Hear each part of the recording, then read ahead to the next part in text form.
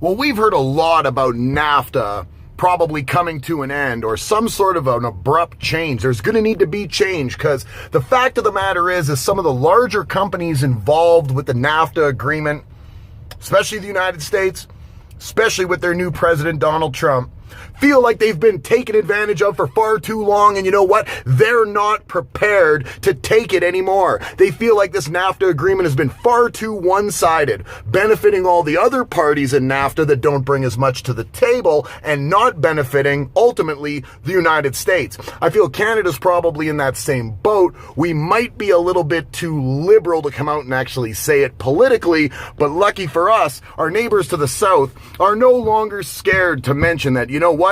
If you don't bring enough to the actual table, why should we be in business, any type of business, whether it be political or otherwise, with you? What exactly do you offer me that I don't offer you tenfold? Donald Trump says, you know what? The reorganization of NAFTA is almost probably off the table and the United States is probably going to step right out of it, which I imagine would bring an absolute end to NAFTA in its entirety.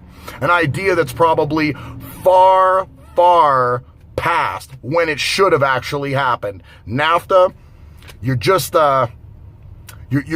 we're feeding into allowing people to feel like they can be comfortable with getting stuff from us without having to provide back on an equal basis. Unfortunately, that's not a way we grow from within. First off, we got to take care of the people that we've got in our countries. The United States has to do much the same. And I think Donald Trump is finally saying to his people, you know what? It's great that we help people out, but the help needs to come for us first. We need to make sure we're okay before we're giving things away or making pricing agreements that affect, global pricing.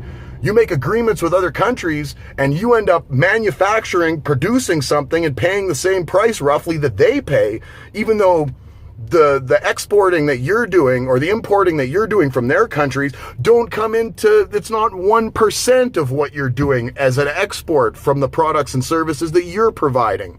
That doesn't seem like a good reason to keep price fixing things. I think NAFTA probably is well overdue for a reorganization or an end as well. Donald Trump finally someone with the moxie enough to say what we've all been thinking.